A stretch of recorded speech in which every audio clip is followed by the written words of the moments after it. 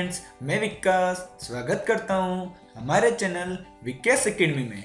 दोस्तों, आज की वीडियो में हम बात करने वाले हैं राजस्थान एलडीसी क्लर्क के ओल्ड पेपर यानी प्रीवियस पेपर 2014 के बारे में।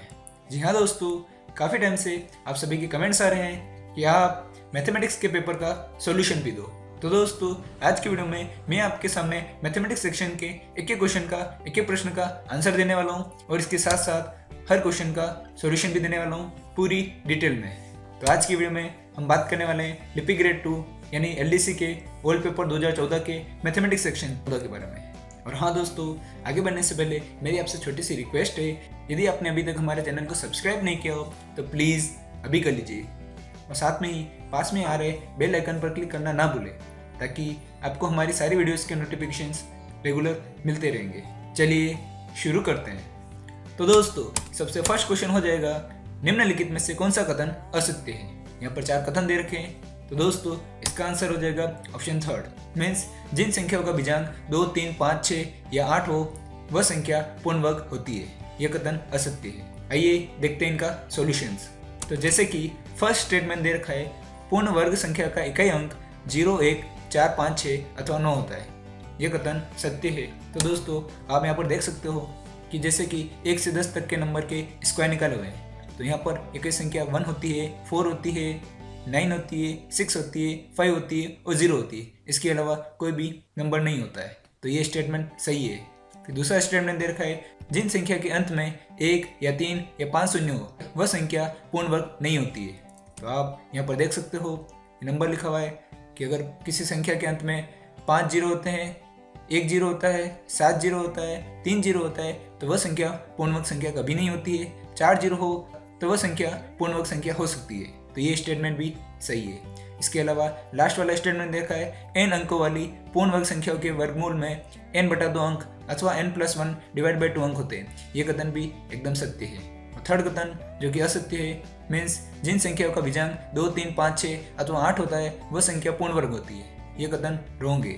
आप यहाँ पर देख सकते हैं, जैसे 1 का बीजांक 1 होता है, 81 का बीजांक 9 होता है, 4 का 4 होता है, 64 यानी 6 + 4 12। फिर 1 + 2 को ऐड करते हैं तो 3 आता है, तो इसका बीजांक 3 होता है। 9 का 9 होता है, 4 + 9 को ऐड करते हैं 13 आता है, 1 + 3 को ऐड करते हैं 4 आता है, यानी इसका बीजांक 4 होता है। 1 + 6 को ऐड करते हैं तो 7 आता है, 3 + 6 को ऐड करते हैं तो 9 आता है, 2 + 5 को ऐड करते हैं तो 7 आता है, और 1 + 0 + 0 को ऐड करते हैं तो 1 आता है। मीन्स ये सारे इसके बीजांक हो गए। तो जो भी परफेक्ट स्क्वायर नंबर बन रहे हैं, पूर्ण वर्ग संख्या बन रही है, उनका बीजांक कभी भी 2, 3, 5, 6 और 8 नहीं हो सकता। नेक्स्ट क्वेश्चन हो जाएगा दोस्तों, किसी पूर्ण संख्या का चरमांक 3 है तो इसके घनमूल का चरमांक कितना होगा। तो दोस्तों, इसका आंसर हो जाएगा ऑप्शन सेकंड 7। आइए इसका सॉल्यूशन देखते हैं। तो दोस्तों, जैसे क्वेश्चन में दे रखा था, किसी पूर्ण गण संख्या का चरमांक 3 है। मीन्स दोस्तों, जैसे कि नंबर है 3, अगर 3 का क्यूब करते हैं तो वो आता है 27। तो इसके घनमूल का चरमांक कितना होगा, यानी 27 का चरमांक मीन्स इसकी इकाई डिजिट कितनी होगी, तो इसकी इकाई डिजिट हो जाएगी 7। इसलिए यहाँ पर आंसर हो जाएगा 7। नेक्स्ट क्वेश्चन हो जाएगा दोस्तों, 1013 के घनफल में शून्यों की संख्या कितनी होगी। तो दोस्तों, इसका आंसर हो जाएगा ऑप्शन थर्ड 2। आइए दोस्तों इसका सॉल्यूशन देखते हैं। तो इसका सॉल्यूशन ऐसे हो जाएगा कि अगर 1013 का घनफल निकालेंगे, इसका क्यूब निकालेंगे तो वो आता है ये नंबर। तो इसके घनफल में यानी इसके क्यूब में शून्यों की संख्या 2 है। नेक्स्ट क्वेश्चन हो जाएगा दोस्तों, यहाँ पर 4 नंबर दे रखे हैं। इन चारों नंबर में से पूर्ण वर्ग संख्या कौन सी है इसका पता करना है। तो दोस्तों, इसका आंसर हो जाएगा ऑप्शन फर्स्ट केवल ए। आइए इसका भी सॉल्यूशन देखते हैं। इसका सॉल्यूशन कुछ इस तरह से होगा। तो दोस्तों, जैसा कि हमने फर्स्ट क्वेश्चन देखा था कि किसी संख्या के अंत में यदि 1, 3, 5 या 7 शून्य होते हैं तो वो संख्या कभी भी पूर्ण वर्ग संख्या नहीं हो सकती है। तो यहाँ पर इस नंबर के अंदर 5 जीरो दे रखे हैं, इसमें 1 जीरो है और इसमें 7 जीरो है। मीन्स ये नंबर कभी पूर्ण वर्ग संख्या नहीं हो सकती है। तो यहाँ पर फर्स्ट नंबर यानी ए वाला नंबर जिसके अंत में 4 जीरो है वही पूर्ण वर्ग संख्या होगी। नेक्स्ट क्वेश्चन हो जाएगा दोस्तों, घन संख्या का बीजांक नहीं होता है। दोस्तों, इसका आंसर हो जाएगा ऑप्शन सेकंड 7। आइए दोस्तों इसका भी सॉल्यूशन देखते हैं। तो इसका सॉल्यूशन कुछ इस तरह से होगा, जैसे यहाँ पर 1 से 10 तक के नंबर के मैंने यहाँ क्यूब निकाले हुए हैं।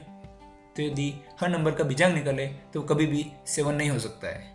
मीन्स जैसे इसका 8 है, 2 + 7 को ऐड करते हैं 9 आता है, 6 + 4 12 आता है, 1 + 2 ऐड करते हैं तो 3 आता है, 1 + 2 + 5 8 आता है, 2 + 1 + 6 9 आता है, 3 + 4 + 3 10 आता है, उसका बीजांक 1 होगा। वैसे ही 5 + 1 + 2 9 आता है, 7 + 2 + 9 18, 1 + 8 9, तो इसका बीजांक 9 हो जाएगा। मीन्स किसी भी घन संख्या का बीजांक 7 कभी नहीं हो सकता है।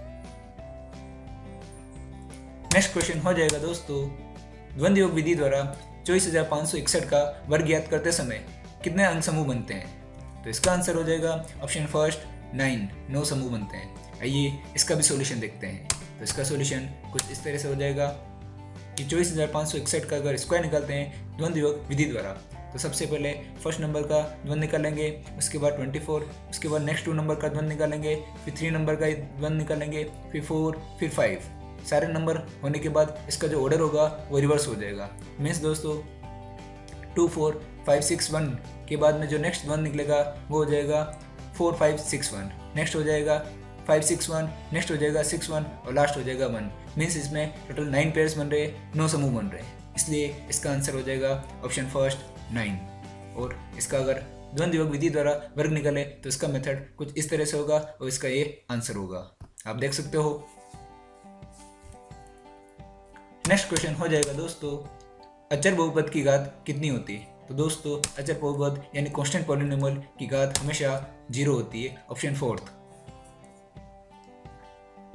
नेक्स्ट क्वेश्चन हो जाएगा दोस्तों, m तथा n के क्रमशः वे मान जिनमें बहुपद mx³ + nx² + 4x - 3 x + 1 तथा x - 2 से पूरा विभाजित हो जाए वो कौन सा होता है? मीन्स यहाँ पर m और n की वैल्यू निकालनी है, तो यहाँ पर इसका आंसर हो जाएगा ऑप्शन फोर्थ यानी -11/4 और 17/4। आइए इसका भी सॉल्यूशन देखते हैं। तो दोस्तों इसका सॉल्यूशन कुछ इस तरह से हो जाएगा, जैसे यहाँ पर इक्वेशन दे रखी है और x + 1 और x - 2 से पूरी तरह से डिवाइड हो जाए तो m और n की वैल्यू निकालनी है। तो एक बार यहाँ पर x की वैल्यू -1 मानी है और दूसरी बार x की वैल्यू 2 मानी है, दोनों ही वैल्यू इस इक्वेशन के अंदर रखी है। तो फर्स्ट इक्वेशन बनी है n - m = 7, या फिर हम बोल सकते हैं n = 7 + m, और सेम अगर x की वैल्यू 2 रखते हैं तो इक्वेशन बनती है 8m + 4n + 8 - 3, और इसे सोल्व करते हैं तो 2m + n = -5/4 आता है। अब जैसा कि हमने ऊपर निकाला है कि n = 7 + m होता है, ये वैल्यू यहाँ पर रख दी है, तो 2m + 7 + m = -5/4। इस इक्वेशन को जब सोल्व किया जाता है तो m की वैल्यू आती है m = -11/4। मीन्स यहाँ पर m की वैल्यू आ गई -11/4। अब इस वैल्यू को इक्वेशन फर्स्ट में रखते हैं, उसे सोल्व करते हैं, n की वैल्यू आती है n = 17/4, यानी कि यहाँ पर ऑप्शन फोर्थ -11/4 और 17/4 ये ऑप्शन सही है, ये वैल्यू राइट है m और n के लिए। नेक्स्ट क्वेश्चन हो जाएगा दोस्तों, समीकरण निकाय 2x + ky = 1 and 3x - 5y = 7 के अद्वितीय हल के लिए आवश्यक शर्त क्या होगी? तो दोस्तों इसका आंसर हो जाएगा ऑप्शन फर्स्ट k ≠ -10/3। आइए दोस्तों इसका भी सॉल्यूशन देखते हैं। तो इसका सॉल्यूशन कुछ इस तरह से हो जाएगा, दो इक्वेशन दे रखी है 2x + ky = 1 and 3x - 5y = 7। तो इसके अद्वितीय हल के लिए जो कंडीशन होती है वो ये होती है दोस्तों, a1 = a2 is not equal to b1 = b2। यहाँ पर a1 और a2 की वैल्यू 2 and 3 है एंड b1 एंड b2 की वैल्यू k और -5 है। तो ये सारी वैल्यूज इस इक्वेशन के अंदर इस कंडीशन में रखते हैं, तो इसको सोल्व करने पर जो k की वैल्यू आती है वो आती है k ≠ -10/3। ये इसका आंसर है। नेक्स्ट क्वेश्चन हो जाएगा दोस्तों, यदि log 10 × log 2 × log 4x = 0 हो तो x का मान क्या होगा? दोस्तों इसका आंसर हो जाएगा ऑप्शन फोर्थ 16। इसका भी सॉल्यूशन देखते हैं।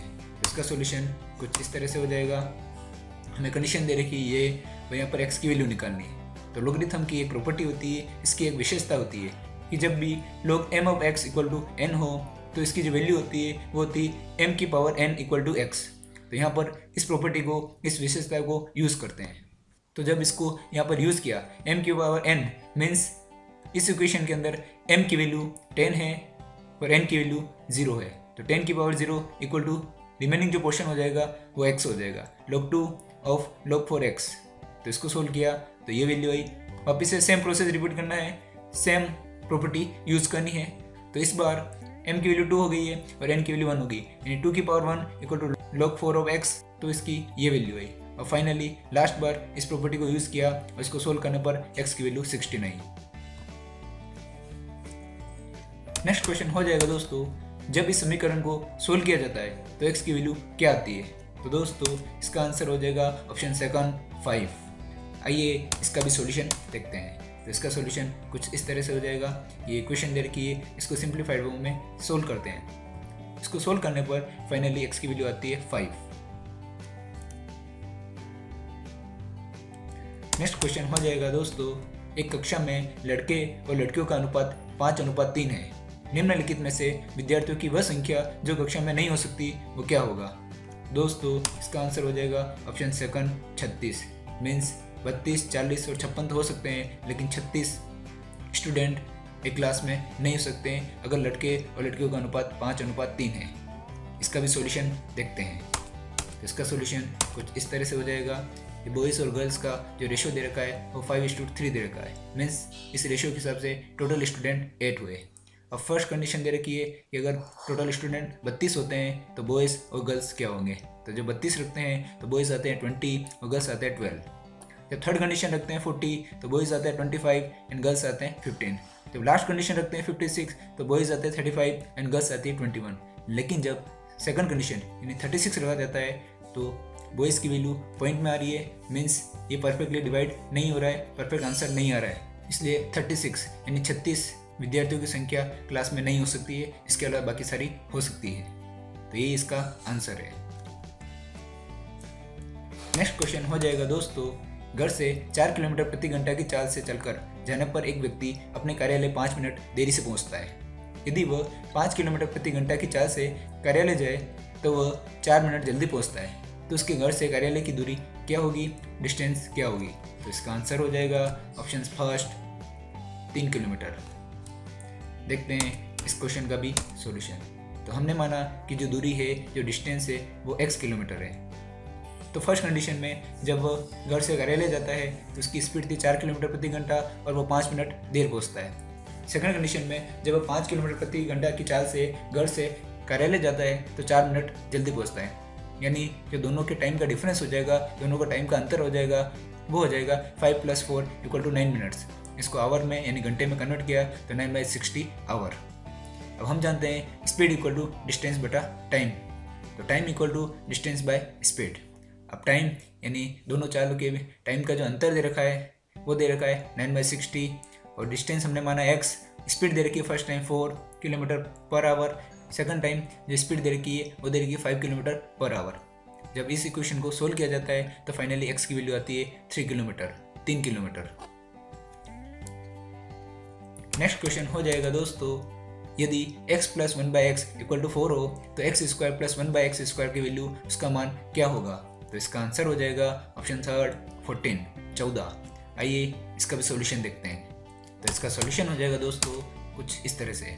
x + 1/x = 4 दे रखा है और x² + 1/x² की वैल्यू निकालनी है। तो दोस्तों इसका एक डायरेक्ट फॉर्मूला होता है n² - 2। मीन्स x + 1/x = 4 दे रखा है, यहाँ पर n की वैल्यू हो गई 4। जब n की वैल्यू 4 रखी जाती है तो 4² - 2 यानी 16 - 2 = 14। तो डायरेक्ट इस इक्वेशन की वैल्यू आ जाएगी 14। तो वैल्यू निकालने का एक डायरेक्ट फॉर्मूला होता है। नेक्स्ट क्वेश्चन हो जाएगा दोस्तों, नेक्स्ट क्वेश्चन हो जाएगा, एक कक्षा में विद्यार्थियों को पंक्तियों में खड़ा किया जाता है। यदि एक पंक्ति में एक विद्यार्थी को अतिरिक्त खड़ा किया जाए तो पंक्तियों की संख्या 2 कम हो जाती है, और यदि एक पंक्ति में एक विद्यार्थी कम खड़ा किया जाए तो पंक्तियों की संख्या 3 बढ़ जाती है। तो कक्षा में कुल विद्यार्थियों की संख्या कितनी होगी? तो दोस्तों इसका आंसर हो जाएगा ऑप्शन फर्स्ट 60। आइए इसका भी सॉल्यूशन देखते हैं। तो इसका सॉल्यूशन कुछ इस तरह से होगा। हमने माना कि जो टोटल स्टूडेंट है वो n है। अब क्वेश्चन में जो कंडीशन दे रखी है वो दे रखी है यदि हर पंक्ति में अगर एक स्टूडेंट आ जाता है तो जो टोटल पंक्तियाँ है मीन्स जो टोटल कॉलम्स है उसमें 2 की कमी हो जाती है। और सेकंड कंडीशन दे रखी है हर पंक्ति से एक स्टूडेंट को घटा दिया जाता है तो कॉलम की संख्या में 3 की वृद्धि हो जाती है, 3 कॉलम बढ़ जाते हैं। तो दोनों कंडीशन दे रखी है और जो टोटल नंबर ऑफ स्टूडेंट होते हैं वो रो इंटू कॉलम का मल्टीप्लिकेशन होता है, दोनों का गुणा होता है। तो यहाँ पर दोनों कंडीशंस को कंपेयर करते हैं, इन दोनों को सोल्व करते हैं, तो हमारे पास एक समीकरण आता है, एक इक्वेशन आती है 5r = 2c+1। तो यहाँ पर थोड़ा सा हिट एंड ट्राई करना पड़ता है। मीन्स दोस्तों, जब रो की वैल्यू यानी r की वैल्यू 1 रखते हैं इस कंडीशन के अंदर तो कॉलम की वैल्यू 2 आती है, r की वैल्यू 2 रखते हैं तो कॉलम की वैल्यू परफेक्ट नहीं आती है, पॉइंट में आ रही है। रो की वैल्यू 3 रखते हैं तो कॉलम 7 आ रहा है, रो की वैल्यू 4 की कॉलम की वैल्यू सही नहीं आ रही है। ऐसे ही जब रो की वैल्यू 5 रखते हैं और कॉलम की वैल्यू 12 रखते हैं, मीन्स दोस्तों जब रो बराबर 5 यानी first row, second row, third row, fourth row, fifth row, तो जब 5 रो होती है तो जो कॉलम होती है यानी जो टोटल पंक्तियाँ होती है वो होती है 12। तो जब रो की वैल्यू 5 रहते हैं और कॉलम की वैल्यू 12 रहते हैं और जो दोनों कंडीशन दे रखी है उन दोनों कंडीशन के अंदर अगर रो और कॉलम की वैल्यू रखते हैं तो दोनों टाइम जो n की वैल्यू आती है वो 60 आती है, फर्स्ट कंडीशन में भी और सेकंड कंडीशन में भी। तो यहाँ से हम निकाल सकते हैं कि जो टोटल नंबर ऑफ स्टूडेंट होंगे वो हो जाएंगे 60।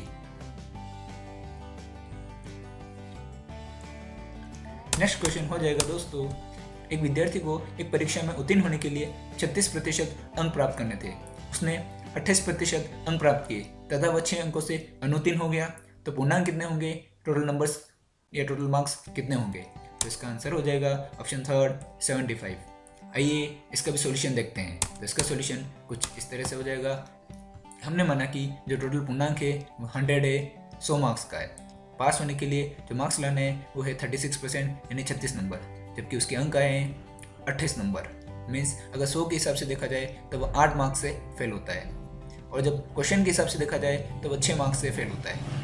तो यहाँ से हम एक समीकरण निकाल सकते हैं, एक इक्वेशन बना सकते हैं कि जब 8 नंबर से अनुत्तीर्ण होता है तो टोटल जो पूर्णांक होते हैं वो 100 नंबर होते हैं, और जब 6 नंबर से फेल होता है तो जो टोटल पूर्णांक हो जाएंगे वो हो जाएंगे 100/8 × 6। और जब इसे सोल्व किया जाता है तो जो टोटल पूर्णांक आते हैं वो आते हैं 75। नेक्स्ट क्वेश्चन हो जाएगा, एक व्यापारी ने 41,650 रुपये की दर से 2 स्कूटर बेचे। उसने एक पर 25% का लाभ और दूसरे पर 25% की हानि हुई। इस सौदे में लाभ अथवा हानि प्रतिशत क्या होगा? तो दोस्तों इसका आंसर हो जाएगा ऑप्शन सेकंड 6.25% की हानि।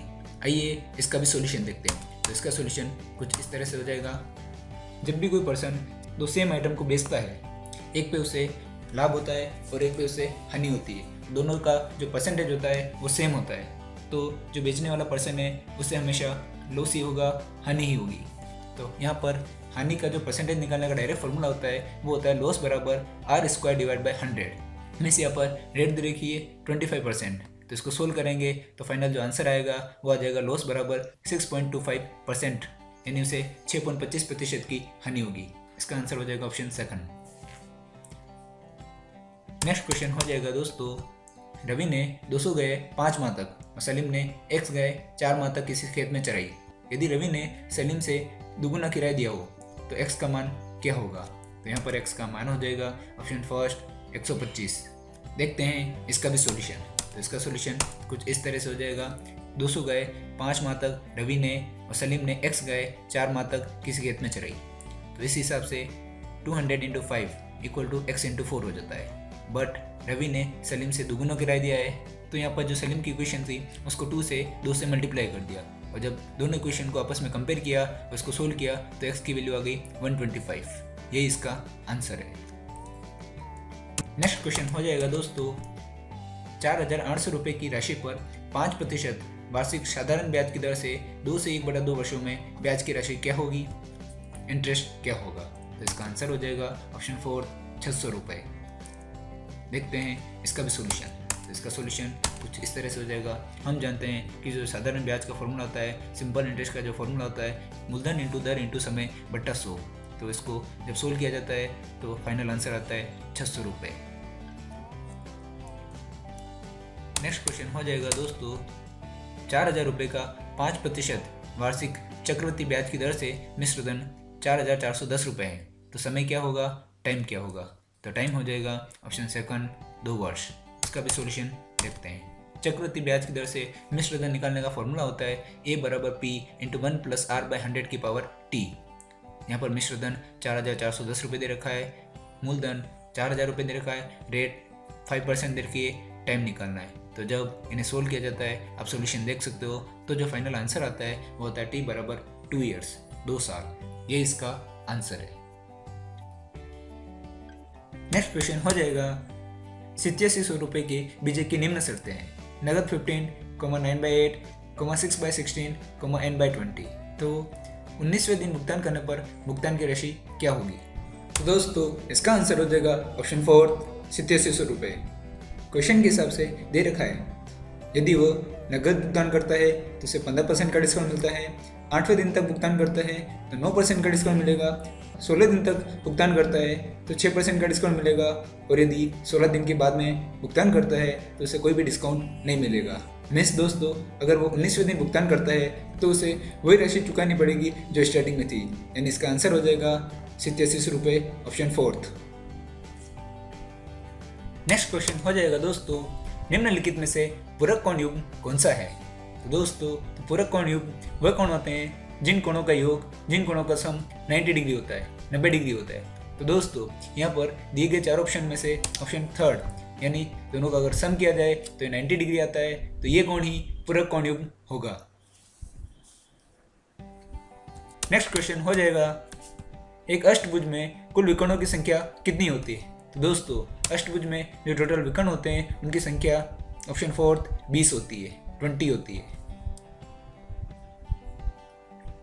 नेक्स्ट क्वेश्चन हो जाएगा दोस्तों, एक त्रिभुज ABC में भुजा BC पर एक बिंदु D इस प्रकार से है कि AD बराबर BD दे रखा है तथा AC बराबर DC दे रखा है, एवं एंगल C जो है वो 44 डिग्री दे रखा है, तो एंगल A का मान क्या होगा? तो दोस्तों इसका आंसर हो जाएगा ऑप्शन 1 102 डिग्री। आइए इसका डिटेल में सॉल्यूशन देखते हैं। इसका सॉल्यूशन कुछ इस तरह से हो जाएगा कि हमें यहाँ पर एक ट्रायंगल दे रखा है ABC, और इस ट्रायंगल के अंदर 2 पार्ट कर रखे हैं। यहाँ पर AD बराबर BD दे रखा है और दूसरे ट्रायंगल में AC बराबर DC दे रखा है। मीन्स दोस्तों जब भी किसी ट्रायंगल की 2 भुजाएं सेम होती है तो वह समद्विबाहु त्रिभुज होता है। तो यहाँ पर ट्रायंगल ACD और ट्रायंगल ABD दोनों ही समद्विबाहु त्रिभुज होंगे। तो समद्विबाहु त्रिभुज की ये प्रॉपर्टी होती है, ये विशेषताएं होती है कि उसके अगर 2 भुजाएं सेम होती है तो 2 कोण भी, 2 एंगल भी सेम होंगे। क्वेश्चन के अंदर एक कंडीशन गिवन है कि जो एंगल C है वो 44 डिग्री दे रखा है, तो पूरे एंगल A का मान क्या होगा? तो सबसे पहले देखते हैं ट्रायंगल ACD। किसी भी ट्रायंगल के, किसी भी त्रिभुज के तीनों कोणों का योग 180 डिग्री होता है, यानी angle C plus angle ADC plus angle DAC equal to 180 degree. और यहाँ पर क्योंकि ये समद्विबाहु त्रिभुज है तो इसके जो एंगल होंगे ADC और DAC वो बराबर होंगे, क्योंकि तीसरा कोण एंगल C बराबर 44 पहले दे रखा है, तो इसको 44 रखा है और बाकी दोनों सेम है। तो इसको सोल्व करने पर तो एंगल DAC या फिर बात करें CDA, दोनों की वैल्यू सेम होगी, और ये कोण हो जाएगा 68 डिग्री, 68 डिग्री। तो यहाँ पर हमने निकाल दिया एंगल ADC। अब angle BDA plus angle ADC is equal two degree है, और यहाँ पर ADC की वैल्यू हमने पहले ही निकाल दी है 68 डिग्री, 68 डिग्री। तो एंगल BDA की वैल्यू हो जाएगी 112 डिग्री। ये बात कर ली हमने फर्स्ट वाले ट्रायंगल की। अब देखते हैं ट्रायंगल ABD में एंगल BDA बराबर 112 डिग्री हमने अभी निकाला है, और क्योंकि ये भी एक समद्विबाहु त्रिभुज है तो इसके जो बाकी दोनों कोण होंगे वो भी सेम होंगे, समान होंगे। मीन्स एंगल ABD बराबर एंगल DAB होगा। तो जब इसको सोल्व किया जाता है तो एंगल DAB की वैल्यू आ जाएगी 34 डिग्री, और हमें निकालना है कि जो ओवरऑल A एंगल बनेगा वो कितना बनेगा दोनों त्रिभुज से मिलाकर। तो यहाँ पर जो एंगल A हो जाएगा वो हो जाएगा angle DAC plus angle DAB, यानी 68 degree plus 34 degree equal to 102 degree, 102 degree. ये इसका आंसर है। नेक्स्ट क्वेश्चन हो जाएगा, दिए गए चित्र में BC पैरेलल टू D दे रखा है एवं DE बराबर 5 सेंटीमीटर दे रखा है, तो BC बराबर 10 सेंटीमीटर दे रखा है, और त्रिभुज ABC का क्षेत्रफल 120 वर्ग सेंटीमीटर दे रखा है। तो त्रिभुज ADE का क्षेत्रफल कितना होगा? तो दोस्तों इसका आंसर हो जाएगा ऑप्शन 3 30 वर्ग सेंटीमीटर। आइए देखते हैं इसका सॉल्यूशन। तो इसका सॉल्यूशन कुछ इस तरह से हो जाएगा। सबसे पहले तो हमें जो दोनों त्रिभुज दे रखे हैं ADE और ABC दोनों ही समरूप त्रिभुज है, यानी कि दोनों के संगत कोण समान होते हैं। इसके अलावा जो समरूप त्रिभुज होते हैं उसके जो क्षेत्रफल का अनुपात होता है वो उसके संगत भुजाओं के अनुपात के वर्ग के बराबर होता है। मीन्स दोस्तों BC अपॉन DE का होल स्क्वायर, यानी इसकी जो भुजाओं का वर्ग का जो स्क्वायर होता है इक्वल टू दोनों समरूप त्रिभुजों के क्षेत्रफल के अनुपात के बराबर होगा, यानी ट्रायंगल ABC का क्षेत्रफल डिवाइड बाय ट्रायंगल ADE का क्षेत्रफल। और यहाँ पर BC की वैल्यू 10 दे रखी है, DE की वैल्यू 5 दे रखी है। इसके अलावा ट्रायंगल ABC का क्षेत्रफल दे रखा है 120 वर्ग सेंटीमीटर। तो जब इसे सोल्व किया जाता है तो जो दूसरा त्रिभुज है, त्रिभुज ADE, उसका क्षेत्रफल आ जाएगा 30 वर्ग सेंटीमीटर। तो दोस्तों आज की वीडियो में हम डिस्कस कर रहे हैं LDC के ओल्ड पेपर यानी पुराने पेपर 2014 के बारे में, उसके मैथमेटिक्स सेक्शन को सोल्व कर रहे हैं। इसके आधे क्वेश्चंस यानी 25 क्वेश्चंस हमने इस वीडियो में सोल्व कर लिए हैं। बाकी के क्वेश्चंस का सॉल्यूशन मैं आपके लिए जल्दी नेक्स्ट वीडियो में लेकर आऊँगा। तो बने रहिए हमारे साथ, जुड़े रहिए।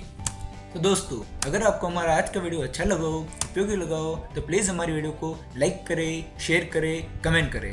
और यदि अभी तक आपने हमारे चैनल को सब्सक्राइब नहीं किया हो तो प्लीज़ अभी कर लीजिए। और हाँ दोस्तों, साथ में ही पास में आ रहे बेल आइकन पर क्लिक करना ना भूलें, ताकि आपको हमारी आने वाली सारी वीडियोस के नोटिफिकेशंस मिलते रहेंगे। Thank you so much.